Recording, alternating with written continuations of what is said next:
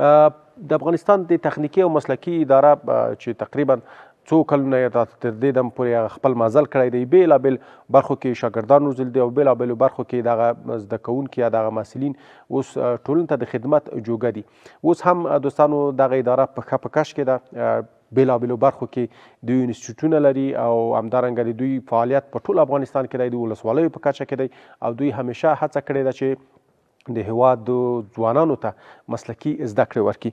نن د همدې ادارې ویاند ښاغلی نجیب الله امین زما سره په خپرونه کې میلمه دی چې ښه راغلاست او ستړي مه شئ ورته وایي. امین صاحب سلام، مشه په خیر راغلی. کمال څه مننه تاسو نه او د تاسو د زحمتکشو ملګرو نه خیر اوسې مننه. ډېره مننه کوم. ښاغلی امین صاحب وروستي جزیات به واخلو د خپله د دغې ادارې په تړاو که لږ معلومات راته راکړي چې څنګه ده، ستاسو فعالیتونه څنګه دي، اوس مهال مو شاګردان شته دي او که نه که رخصت یې امتحانونو ته آماده دي او که نه، یا فکر کوم له دې وروسته به امتحانونو ته آماده کېږي او امتحانونه به کلني ته اخیستل کېږي؟ مننه کوم. بسم الله الرحمن الرحیم. مخکې موږ او تاسو یوه خبره کړې وه د مجاهدینو د طرحې د زده کړو دپاره او بله د نمایشګاه خبره هم کړې وه، د نندارتون ملي لوی نندارتون موږ جوړېږي د تخنیکي مسلکي ادارې په ساحن کې یا په د مرکز کې. بله بله بله. نو الحمدلله هغه وعده مو چې کړې وه هغه په پوره کېدو ده. د طرحې د مجاهدینو د طرحې دپاره موږ داسې طرحه جوړه کړې وه چې د 2 کلنه زده کړې نیمه عالي تحصیلات ده به انشاءالله په 1 کال کې ختمېږي. بیا د محترم ریاست الوزرا دفتر سم د خبره شریکه کړه، هغوی څه تغییرات پکې راوستل، یو هغه چې باید 1.5 کال ته وغځول شي. نو هغه طرحه الحمدلله اوس د تطبیق دپاره نوره تیاره ده او ثبت نام روان دی په ټولو ولایاتو کې الحمدلله مجاهدین ثبتېږي. دا مجاهدین د 12 څخه فارغین به وي که نه؟ د 9 صنف نه یا بدیل د 9 صنف چې اسناد ولري، مثلا ارزیابي شوي دي مدرسو اسناد یې، نو د 9 صنف نه پورته جذبوي انشاءالله. تاسو په کوم برخو کې دوی جذبوئ که نه بیا دوی علاقمندي دوی ته ورکوئ؟ نه، فقط په مدیریت او اداره کې. په دې کې بیا موږ مضامین هغه نصاب ورته جوړ شوی دی چې کوم مضامین د ادارې دپاره د اداري کارو دپاره ضرور وي یا اړین وي هغه مضامین ورته تدریسوي. کله چې دوی فارغي دوی به ته به د 14 صنف اسناد ورکول کېږي؟ دوی ته به 14 صنف اسناد ورکول. تاسو یادونه وکړه چې ثبت نام همدا اوس هم روان دی، همدا اوس هم کولی شي. ثبت نام شرایط څنګه دي؟ په کومو شرایطو؟ یو خو د هغه څوک دي چې 9 ټولګي څخه فارغ وي، نور هم د شرایط شته دي که نه چې تاسو ورته وضع کړي؟ دا صرف موږ مخکې هم د خبره کړې وه، تاسو دا سوال کړی و انشاءالله چې دا به فقط د مجاهدینو دپاره د امتیاز وي او که د نورو ځوانانو دپاره هم چې پاتې وي. موږ وویل چې موږ لومړی دغه طرحه تطبیق کوو انشاءالله چې څه نتیجه ورکوي، بیا به وروسته ګورو چې د نورو ځوانانو دپاره څه تصمیم، ځکه ټول ملت دی، موږ ملت دی، ټول عمرونه او بریرونه دي. نو شرایط یې فقط دا دي چې یو خو به د کس مجاهد وي، یعنی دا تصدیق به ولري چې دا مجاهد دی، دا په سنګر کې وه، ځکه علت یې هم دا دی چې د درس نه د زده کړو نه هم پاتې شوی دی. او دویم شرط یې دا دی چې د 9 صنف اسناد به حداقل ولري. یعنې په دغه دواړو شرطو کولی شي چې یو کس ثبت نام وکړي، خپلو درسونو ته ادامه ورکړي. دغه 1.5 کال به بیا ژمی هم وي که نه د ژمي به رخصت وي؟ دلته یوه طرحه ورته جوړه شوې ده، هغه هم بیا وروسته سره شریکوو چې څه رقم موږ دوی ته تدریس، یعنې تدریس پروسه تر اوسه نه ده شروع شوې، اوس فقط د ثبت نام پروسه ده، بیا هغه هم انشاءالله سره شریکوو. ډېره مننه کوم. نور انشاءالله زده کوونکي او محصلین خو زده کړې نورمال روانې دي په ولایتونو او مرکز کې؟ الحمدلله مشکل نه لري. ډېره مننه کوم. د نندارتون په اړه که راته ووایئ، تاسو یادونه وکړه چې موږ نندارتون جوړوو، د دغې نندارتون څخه اصلا هدف څه دی؟ لومړی د هدف په اړه راته وایئ، بیا وروسته نور جزئیات ته هم ورځو. مننه کوم ارسم الله موسده. نو نندارتون خو طبعا مثلا صنعت دی که نه، موږ چې تولید لرو، صنعت یعنی په اساسي توګه یا په عمده توګه په 3 برخو ویشل کېږي چې یو یې فکر و تصمیم دی، عمل او تولید دی او مصرف او توزیع ده. دا د صنعت شرایط دي. مثلا په فکر و تصمیم کې طرح او پلان دی، اقتصادي منابع دي او مناسب موقعیت دی. او عمل او تولید چې دی په دوی کې مثلا بشري ځواک دی، کاري وسایل دي، لوړ کیفیت دی د صنعت لپاره. او د مصرف او توزیع کې چې دی بازار موندنه ده چې همدغه نندارتون یې اساس دی.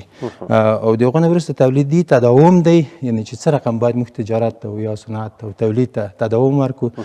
اخلاق کې مهم دي. مثلا موږ تاسو چې کوم دکاندار ته ورشو که اخلاق یې لږ مناسب نه وي که تاسو فکر کړئ بیا نه ورسو، زه خپله بیا نه ورځم. اخلاق موږ ته ډېر مهم دي. که اخلاق یو څوک ونه لري هېڅ دی. نو د تداوم د تولید دپاره هم اخلاق شرط دي که نه. او بل ارتقایي فکر دی، یعنې موږ باید په هغو موقف کې چې یو پاتې نه شو، موږ باید رشد وکړو. مثلا موږ تولید کوو که په یوه کال کې موږ مثبت خوا ته لاړو نه، یعنې شاید ممکن موږ د ماتې سره مخامخ شو. او نندارتون هم داسې د نندارتون ضرورت، د نندارتون اهمیت او د نندارتون ګټې ضرورت یې دا دی چې مثلا خزانه کله چې خاورو لاندې وي هېڅوک فایده نشته نه اخیستی. نو چې موږ تولید ولرو یو وار باید نندارې ته وسپارو چې خلک را خبر شي. او د نندارتون اهمیت دا دی چې څوک نندارتون مدیریت کوي، یعنې که خصوصي سکتور وي او که دولتي، شاته چې هر څوک دي د هغو د ضعف او د قوت نکتې ښیي. دا ډېره مهمه ده. او د نندارتون ګټې خو نو دا دی چې د خلاقیتونو او مثلا د استعدادونو ښکارندویي کوي. خلک پوهېږي، دنیا هم پوهېږي، د خپل نسلونه هم پوهېږي چې دغه نندارتون بالاخره څه وخت جوړیږي او اصلي موقعیت یې که راته ووایي؟ خپله په د تخنیکي او مسلکي زده کړو په انګړ یا په غاویلې کې به جوړیږي؟ بله کمال صاحب په انګړ کې دی د تخنیکي مسلکي زده کړو د ادارې د تحصیلات عالي څنګ ته کارته 4 په سیمه کې دلته جوړیږي. لویه خیمه ورته درول شوې 2500 متره مربع کې کمپ ورته ویل شوی دی که باران وي مشکل وي د هغو د مخنیوي دپاره.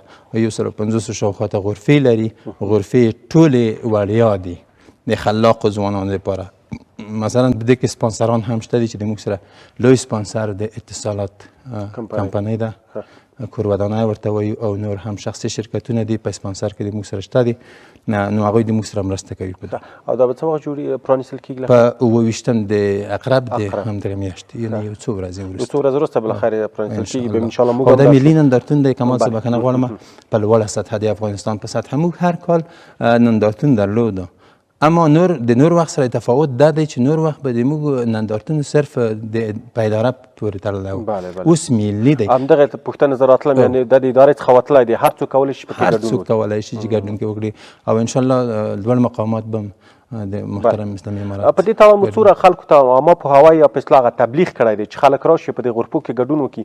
آیا د افغانستان ټول وګړي په دې باندې خبر دي؟ په دې تړاو باندې تاسو عامه پوهاوی خلکو ته ورکړی چې دغه اداره مثال تخنیکي او مسلکي زده کړو اداره په کابل کې نندارتون جوړوي، تاسو هم کولی شئ خپل توکي راوړئ؟ یعنې دغه کوریج څومره مهم دی، څومره مهم شوی دی؟ تقریبا د یوې میاشتې نه کمال صاحب پر اخوا موږ دا اعلانات کړي دي. یعنې خلک تقریبا څوک به ډېر کم کسان به پاتې وي، یو هغه وي چې لاسرسی نه لري مثلا سوشل میډیا ته یا رادیو تلویزیون ته، موږ اعلانات کړي دي. یوه مسله بله ډېره مهمه ده، پرون بل تقریبا یوه هفته مخکې ما یو راپور ورته د تلویزیون خپور کړی و، زموږ یو ځوان دی، یو خلاق ځوان دی، هغې یوه هلیکاپټر یا چورلکه جوړه کړې وه. د دغه شیانو رانتقال دلته کابل ته څومره شونی دی؟ مثال هغه رانتقال خو سخت دی، یا ځینې کسانو ځینې موټر جوړ کړي دي دلته، په مثال په نیمروز کې موټر جوړ کړی دی، کابل ته بیا څنګه راوړي؟ په دې تړاو د خلکو سره تاسو مرسته کولی شئ که نه؟ او دغه څه پېښ شوي دي که نه چې یو شی جوړ کړي وي خو انتقال یو څه مشکل وي تر دې ځه یا په غرفه کې نه ځایېږي؟ او بالکل موږ مثلا د نوآورۍ مرکز جوړ کړی، دا خو تاسو سره شریکه کړې وه، خلک خبر دي. نوآورۍ مرکز هم د ځوانانو دپاره جوړ کړی، هر څوک برخه پکې اخیستی شي چې هر څه لري د ځان سره. او د غرفې ټول وړیا دي؟ او دا وړیا دي. دویمه خبره دا ده چې د انتقال د پروژې مسله ده، هغه پروژې چې مثلا ممکنې وي موږ خپله نقلیه وسایط ورلیږو را انتقالوي، هغو کې مشکل نشته. او چې د انتقال یعنې مشکل ولري نه را انتقالیږي، پروژې لویې وي، نو هغو دپاره موږ بیا ټیم لیږو چې فلم برداري وکړو، را یې فلم برداري نشروو موږ. ډېره مننه کوم. تر اوسه پورې تقریبا چې په څو ورځو کې به د نندارتون پیل شي غرفې ډکې شوي دي که نه خالي شته دي؟ یاره تر اوسه پورې ځای شته.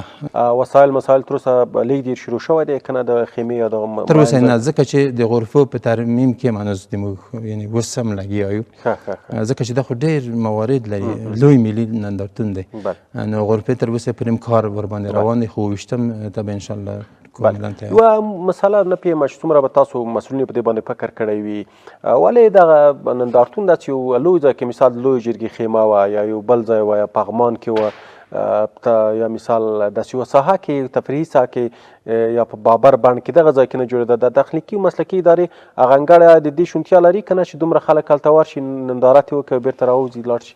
کمال صاحب کمال لري، واقعا درته یعنې دا د په دې خاطر د پوښتنه وکړه چې یعنې هدف هم د دونه څه شی دی چې دلته مو جوړ کړی دی موږ خو ځایونه ډېر لرو زه داسې وایم چې د موږ تخنیکي مسلکي اداره 100 کلنه شوه ماشاءالله نو چې 100 کلنه شوه بیا هم ځینې داسې کسان شته چې نه پیژني کار نه دی ورته شوی کمال صاحب موږ غواړو چې ادارې ته بنیادي کار وکړو اساسي کار وکړو اداره خلکو ته ور وپېژنو فعالیت یې ور وپېژنو مثلا موقعیت یې ور وپېژنو اهمیت یې ور وپېژنو په دې خاطر موږ غواړو چې خلک د موږ میلمانه شي په اداره کې داخل د ادارې ته یې غواړو چې راولو په دې خاطر باندې او ګنجایش لري بالکل یعنې موږ آمادګي ورته لرو تیار ډېر لوی صحن دی ډېر منظم ښه ګلالۍ چمنونه لري ګلان لري د ناستي ځایونه حتی موږ دو کسانو ته چې راځي کمال صاحب د یو شی به ور اضافه کوم د کوم کسان چې راځي خلاق ځوانان دي موږ د دوی دپاره موږ د ډوډۍ تصمیم ځای یعنې هر څه ورته لرو هېڅ مشکل نشته کرایه د رفته و برګشت یې هم ورکوو هر څه سهولت ډېره مننه کوم او دا نندارتون به څو ورځې دوام وکړي کمال صاحب 3 ورځې شنبه یک شنبه دوشنبه او 28 تا 28 تا 29 پورې به دا نندارتون دوام وکړي ډېره مننه کوم دغسې لکه څنګه چې تاسو ډېر ښایسته فکر کړی د ادارې د لا غوړېدو لپاره راتلونکي کې به هم انشاءالله داسې فکرونه وي یا په راتلونکي کې به هم داسې تصمیم تاسو اداره لري چې دې ته ورته یا ته دې نه ښه نندارتونونه ونیسي خو د دغې کال د تجربې پر اساس چې سږ کال څنګه تجربه تاسو ترلاسه کوئ کمال صاحب دلته یو کار موږ بل هم کړی دی خو زه د شیان سړی نشي ویلی یعنې جزیات ته نشي ورتلی موږ دلته د ځینو کسانو سره خبره کړې ده په لوړه سطحه باندې چې تاسو راشئ د خلاق ځوانان دې موږ وګورئ چې موږ دلته څه لرو څوک لرو څومره استعدادونه دي د دوی د مثلا تقویې دپاره د دوی د تربیې دپاره د دوی د تشویق دپاره د شاته یې ودرېږئ دوی حمایه کوي د دوی دپاره تاسو وګورئ که څوک هم خوښ دي هغه کسان دوی هم وعدې راسره کړي چې موږ په د ځوانانو کې ګورو چې د هر چا کمال ډېر لوړ و نو انشاءالله هغه به موږ جذب کړو د ځان سره به د کار زمینه هم برابرېږي د ځوانانو دلته داسې کسان راځي چې د ځوانان به انشاءالله په کار کړو ډېره مننه کوم د تاسو له راتګ څخه ډېره مننه کوم چې دلته په خپرونه کې زموږ سره ګډون وکړ ښاغلی نجیب که پیغام لرئ څه ویل لرئ مهرباني وکړئ پیغام هم دا دی چې مخکې مې په بار بار دا خبره کړې چې د ملک جوړېدل غواړي شپه ورځ باید په ځان یې وکړو دغه مهاجرینو ته یو پیغام لرم په والله قسم زه د زړه نه پې خوشحاله یم کمال صاحب د مهاجرین چې راغلل دوی ته موږ ضرورت لرو په تخنیک او مسلک کې دوی رسېدلي خلک دي پاکستان ډېره لویه اشتباه وکړه ده داسې خلک یې د ځانه لرې کړل باور وکړه هغه د مبین صاحب خبره هغه لوړې وریژې اوس هلته په دوکانو کې داسې پراته دي څوک یې اخلي نه دوی د خوشحاله اوسي د موږ وروڼه دي زه د تاسو د رادیو تلویزیون د لارې یو پیغام دوی ته ورکوم زه یو کور لرم یو کور مې هم په خدمت کې دی چې هر څومره وخت دوی تیار کړه یوه کس ته یا دوه هر څومره چې کې ځایېږي 3 څلور اتاقه دي کې او د یوه میاشتې مصارف یې هم ټول زه ورکوم څه چې دا آمادګي ونیسي دا مې پیغام دی چې بس دا ملک جوړول ډېره مننه کوم تاسو د ژوندي اوسېږئ ښاغلی نجیب الله امین چې زموږ سره په خپرونه کې ګډون وکړ او ستاسو له همدردۍ څخه هم نړۍ مننه مننه کوم تاسو هم